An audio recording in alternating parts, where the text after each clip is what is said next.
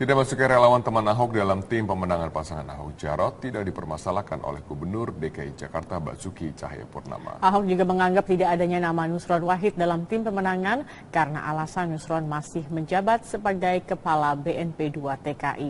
Ahok menyatakan relawan teman Ahok memang memilih untuk tidak masuk dalam tim pemenangan yang digalang oleh 4 parpol pengusung.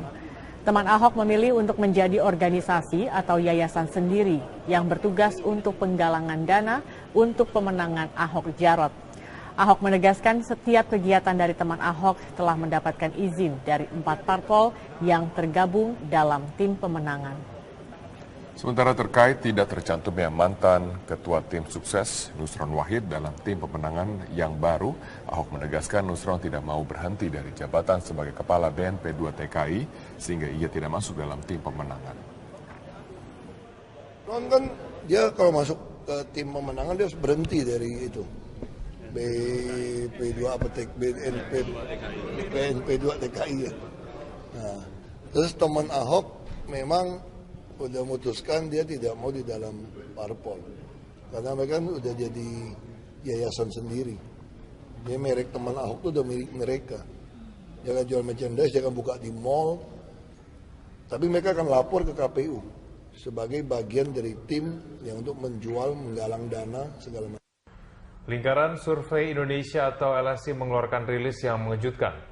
Dalam survei terkait Pilkada DKI Jakarta, petahana Gubernur DKI Jakarta Basuki Cahayapurnama yang selalu unggul di berbagai survei setahun terakhir ternyata berpotensi kalah. Berdasarkan hasil survei terbaru LSI, elektabilitas Ahok pada September hingga Oktober 2016 merosot menjadi 31,4%.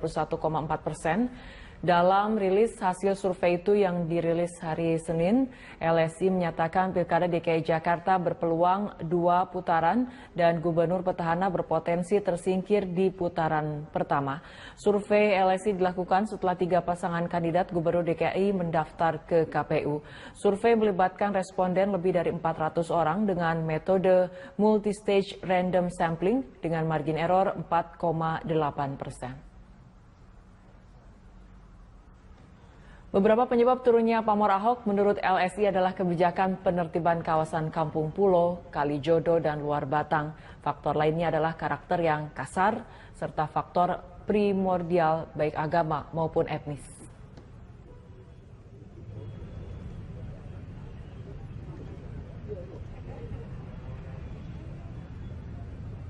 Basuki Cahayapurnama di angka 31,4%. Anies Baswedan Sandiaga Uno di angka 21,1% dan Agus Harimurti Yudhoyono Silviana Murni di angka 19,3%. Itu yang pertama yang perlu dicatat. Yang kedua adalah kita lihat selisih atau margin antara Ahok dan Anies Baswedan. Kalau kita lihat angkanya itu selisihnya hanya 10% antara Ahok dengan Anies Baswedan. Angka elektabilitasnya hanya beda 10%.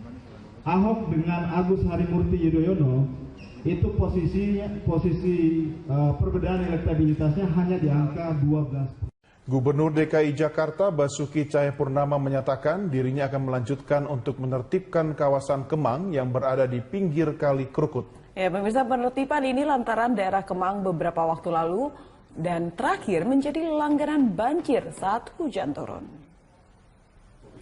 Ahok menyatakan inventarisasi sudah dilakukan untuk kawasan Kemang, Jakarta Selatan. Selanjutnya pihaknya akan menunggu peta bidang inventarisasi dari Badan Pertanahan Nasional untuk penertiban. Nantinya kawasan pinggiran Kali Krukut yang melintas di kawasan Kemang akan segera direvitalisasi untuk mengembalikan fungsi kali.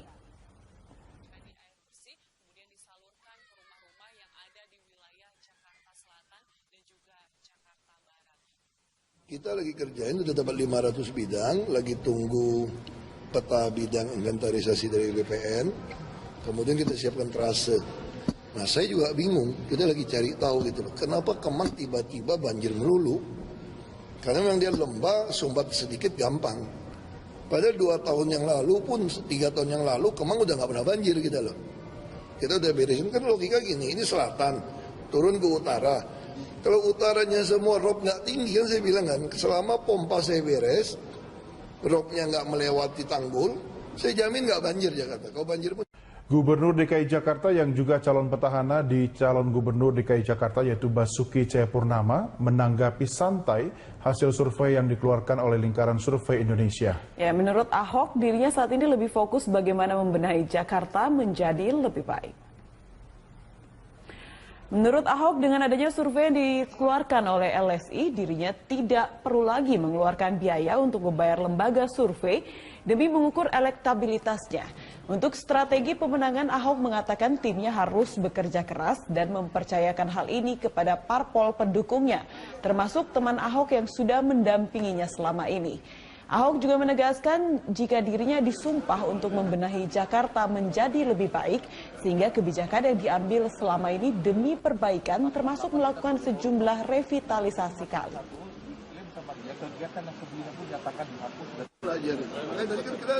Artinya tim harus kerja keras. Bagus itu kan.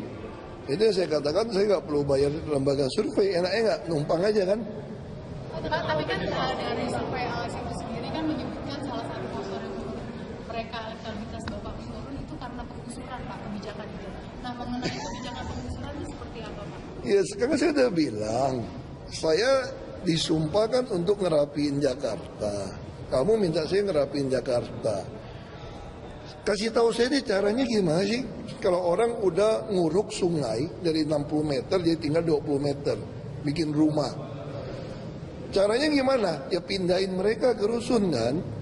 Nah kalau rusunnya nggak siap ya nggak jalan, kalau rusunnya siap. Ya pemirsa, itu adalah angka atau data atau statistik yang dirilis oleh Lingkaran Survei Indonesia. Konfirmasinya Mbak Fitri, bagaimana angka-angka tadi bisa keluar? Ya, jadi kita Lingkaran Survei Indonesia itu melakukan tracking survei untuk memantau peta Pilkada DKI Jakarta ini semenjak bulan Maret. Bulan Maret 2016 ya? Okay. Ya. Di bulan Maret itu kita mensurvei ada sekitar 11 nama. Ahok itu juga termasuk. Waktu itu kita masih... Tapi belum ada Agus ya? Waktu belum. Itu? Kita merangkum sampai ada nama Pak Yusril, Bu Risma, kemudian nama-nama... Ahmad Dhani juga ada? Sepertinya ada ya. Nah, tapi Doni nggak ada ya? Mas Doni nggak ada ya. Jadi waktu itu posisinya Pak Ahok sekitar angka elektabilitasnya 59, sekian. Di bulan Maret itu? Di bulan Maret itu. Kalau kita rangkum dari 11 nama itu, 10 namanya jika kita gabung itu masih di bawah 30%. Artinya Maret pada 2016 yang lalu, posisi Ahok itu bisa dibilang tidak terkalahkan ya, di atas 50%. Yeah. Itu menang satu putaran. Ini sendiri surveinya periodenya kapan ini? Ini Oktober. Kita ngambil Oktober. Oh, Oktober ya. Nah, ya, seminggu setelah pasangan calon ditetapkan. Ya. Kemudian kita rilis lagi bulan Juli. Bulan Juli kita lihat trackingnya. Waktu itu angka Ahok itu di angka 49%. Jadi turun sekitar 10%. Trennya konsisten menurun sampai kita rilis di bulan Oktober ini. Di bulan Oktober ini kan pasangan calon lain sudah dikenal gitu kan. Nah, itu pengaruhnya juga ternyata luar biasa ya. Saya mau tahu dulu angka-angka terkait dengan misalnya kalau tadi pasangan kandidat ini kan Ahok Jarot 31,4% karena dia dipasangkan. Sebenarnya Ahok Jarot dapat 31,4% ini karena faktor Ahoknya atau ada dukungan Jarot? Iya, jadi kita sendiri menguji single kandidat ya, artinya kita menguji Ahok sendiri, Agus sendiri, sama Pak Anies sendiri. Masing-masing di angka 30, Ahok di angka 34, Pak Anies di angka 20% dan Pak Agus di angka 22%. Oke. Ya. Dan jadi kalau digabung artinya faktor Ahok memang tetap Ahok lebih dominan ya. Oke. Sementara untuk Anies Uno dan Agus Silvi sendiri faktor siapa yang lebih dominan? Ya, kalau dilihat dari angkanya mungkin masih lebih ke Agus ya, Pak Agus, karena kita menguji. Kenapa? Kena ganteng atau apa? Nanti harus diuji lagi. Iya, harus ada riset khusus soal itu ya. Saya minta komentar Pak Syarojudi dulu nih soal ini. Bagaimana Anda mengkritisi angka-angka tadi? Ya, saya kira menarik. Saya tidak terlalu mengherankan sebetulnya karena di survei-survei sebelumnya Ahok masih dihadapkan pada calon-calon yang mungkin maju jadi calon gubernur. Jadi tokoh-tokoh yang mungkin maju. Jadi pengelompokan pemilih belum begitu tegas pada saat itu. Ya. Dan ketika pencalonan sudah mengerucut ketiga pasang pada calon, tiga pasangan ini, pemilih sudah mulai mudah mengidentifikasi ke yang mana pilihannya. Dan ketika melihat angka seperti itu, kita tidak mengherankan karena masing-masing calon yang ditawarkan ke publik itu sudah sama-sama populer. Agus juga cukup populer, Anies juga populer, demikian juga wakil-wakil yang diinikan, yang digandengnya. Oleh karena itu, saat ini pemilih Ahok lebih mendekati pemilih realnya. Walaupun ada tren menurun angkanya. Saya kira itu wajar saja, tidak mengherankan saya kira, karena kita tahu sebelumnya di basis dukungan Ahok itu sekitar 20-an% itu pemilih lemah memang, 20-30%. Untuk basis Ahok ya. Dan ini masuk nggak? Oke, dan ini masuk nggak di 28% yang belum menentukan tadi itu? Kira-kira bisa ditarik ke Ahok atau ke yang lain begitu kan? Iya, bisa nyebar kemana-mana. Tentu saja ketika ini calon sudah lebih real, maka pemilih sudah dihadapkan pada figur yang lebih jelas yang mana dia. Tapi kalau misalnya gini Pak Sirajudin, kalau kita menghitung loyal voter ya, yang pemilih yang pasti akan memilih gitu, militansinya cukup tinggi, aman nggak Ahok di angka berapa kira-kira? Yang aman di angka 60%. No, ya pasti selesai gitu kan. Tapi karena pilkada DKI 51% atau 51 kan. Nggak ada yang aman saat ini. Iya. Jadi tiga pasang calon.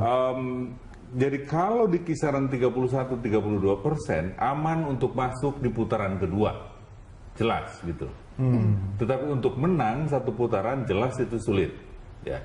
Karena Anies dan Agus itu masih mungkin untuk meningkatkan elektabilitasnya dari saat ini. Karena popularitas mereka masih di kisaran 80%, jadi masih ada sekitar 15-20% kenaikan. Nah, tetapi yang penting dicatat di sana dari tadi demografi pendukung masing-masing pasangan tadi.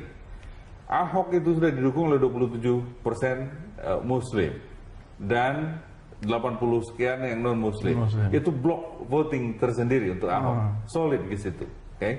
Yang 27% dari total populasi masih cukup besar dan Ahok masih mungkin naik dari total populasi itu. Jadi kalau bisa dapat 30% dari pemilih Muslim, menurut saya dia sudah aman untuk masuk ke putaran kedua. Gitu. Dan untuk satu putaran memang sulit ya, sulit saat ini ya. Iya. Ini seperti puzzle gitu ya. Artinya segala kemungkinan bisa terjadi nanti gitu kan. Tapi kalau Anda sendiri menilainya Mbak Fitri untuk angka aman Ahok itu berhadapan dengan dua pasangan calon lain itu, dia ngumpulin modal berapa lagi nih kira-kira nih? Jadi kalau dari pengalaman kita, seorang incumbent itu di angka amannya itu harus di angka 50% keterpilihan dan kesukaannya itu harus di atas 70%. Nah, seperti yang Bapak Sirajudin tadi sudah singgung, kepopularitan tingkat pengenalan Ahok tuh memang sudah stuck. Dia sudah sampai puncaknya. Yang dia harus lakukan saat ini adalah meningkatkan kesukaannya. Bukan ketidaksukaan anti-sentimen Ahoknya lagi. Nah, angka-angka ini menunjukkan bahwa tiga pasang ini sangat berpeluang. Tidak semuanya bisa sangat berpeluang untuk tersingkir. Baik Ahok pun masih bisa masuk. Ya, karena semua hampir rata ya. Marginnya itu masih, apalagi ini masih jadi ada belum ada yang masuk angka aman ya? Belum, kalau menurut saya. Tinggal rebutan yang belum memilih tadi itu kan? Iya, karena menurut tradisi golput kan 30% ya, dan itu jadi... Ya jangan dijadikan tradisi lah. Ya, artinya fenomena yang selalu muncul dalam pilkada. Tapi bisa jadi mungkin Pak, dengan munculnya tiga pasang calon ini, yang kebiasaan golput itu bisa berkurang. Karena ada harapan bahwa kalau tidak memilih pasangan ini, paling tidak yang ini begitu kan. Bisa nggak itu kita mapping kondisinya? Masih agak sulit untuk di putaran pertama ini. Di putaran kedua mungkin, ketika calonnya sudah berhadapan, itu mengenergize. Sudah face to face gitu ya? Sudah face to face, energizing pemilih. Karena historik juga. Atau jangan-jangan yang golput ini memilih golput dulu sambil wait and see itu? Untuk bisa jadi orang masih menunggu dengan tiga calon itu. Karena begini, orang masih belum tahu banyak Agus. Selain dia anak SBY, tentara yang lebih banyak sekolah ketimbang misalnya di perangnya, misalnya gitu. Jadi orang masih menunggu dia. Anies populer, elokuen, pembicara, kinerjanya tapi terekam kurang begitu meyakinkan. Walaupun pernah jadi menteri begitu. Iya, kinerja sebagai menteri dan sebagai rektor misalnya. Oke. Belum ada pengalaman birokrat kan sebenarnya? Dari mana? Di Anies. Ya, dia pengalaman birokrat jelas jadi menteri kan? Ya, sudah. Menteri kan beda dengan tapi dia pernah jadi rektor kan? Oh iya. Rektor. Setidaknya memimpin sebuah institusi, memimpin jaringan birokrasi. Dia sudah punya nanti masuk institusi birokrasi pemerintah, waduh kaget semua. Iya persis. Semua orang bisa kaget kan memimpin birokrasi. Itu sebabnya, jadi pemilih masih butuh waktu untuk mengkaji. Dan pemilih DKI ini cenderung kritis. Dan kritis ini artinya cerdas. Cerdas dan mudah memperoleh informasi. Mulai dari yang paling real sampai yang sumir, gitu kan? Informasi beredar banyak. Dan menjelang pilkada akan banyak yang seperti itu, yang hoax begitu kan? Persis, dan itu saya kira pemilih masih menunggu informasi lebih lanjut tentang Anies dan tentang Agus. Oleh karena itu, perubahannya bisa positif ke mereka. Ketika semakin hari masyarakat semakin tahu, bisa jadi menurunkan keyakinan mereka kepada calon-calon itu, bukan hanya ke Ahok tapi juga ke Agus, mungkin juga ke Anies. Kalau sudah ragu, apakah angka tidak memilih bisa lebih tinggi? Bisa menurun kan? Malah semakin tahu bisa menurun karena mereka akan dihadapkan pada pilihan yang lebih logis, lebih real, kan? Nah, penting dicatat bahwa bacaan survei itu perlu untuk DKI ini perlu sedikit hati-hati, apalagi dengan jumlah sampel yang lebih kecil, gitu. Karena biasanya participation rate-nya tidak seperti di daerah. Lebih sulit mendapatkan responden di DKI ketimbang di luar DKI. Di DKI orangnya sibuk-sibuk, waktu untuk mengontak mereka, untuk meluangkan waktu untuk diinterview itu susah. Oke? Nah, kecenderungannya di lembaga survei itu adalah biasanya mengganti dengan responden yang lain. Di random lagi tentu saja prosedurnya diikuti, cuman bukan responden yang dipilih pada putaran awal. Dan itu cukup lumayan biasanya jumlahnya. Hasil akhirnya bisa berbeda ya. Hasil akhirnya bisa berbeda. Kalau yang dilakukan analisis ini, survei ini menggunakan metode apa? Mekanismenya gimana? Metodenya sangat standar ya Mas ya. Kita sudah melakukan beberapa kali survei dan itu kita pakai metode multi-stage random sampling. Dan memang betul ketika kita dihadapkan di DKI ini karena office day itu tadi, jadi memang banyak fenomena. Malah nggak ada office hour, every day is office day. Ya kalau di daerah. Habis waktu orang Jakarta kan kerja kan. Cuman di sini memang ada yang perlu dicatat juga. Kita mengadakan simulasi yang sangat sederhana. Kayak keterpilihan Ahok di angka 31. Nah, keterpilihan Pak Agus dan Pak Anies itu di angka, jika digabung, dikalkulasikan, itu di angka 40-an dan itu lebih tinggi daripada angka Ahok. Oh begitu? Ya. Jadi jika Pak Ahok ingin memenangkan pilkada, dia harus masuk ke putaran kedua atau dia harus memenangkan DKI ini satu putaran karena kalau enggak PR dia harus telak atau kalau nanti dia tidak ya itu akan dikeroyok oleh dua pendukung yang memang anti Ahok seperti itu. Tapi itu saya kira tidak semudah itu.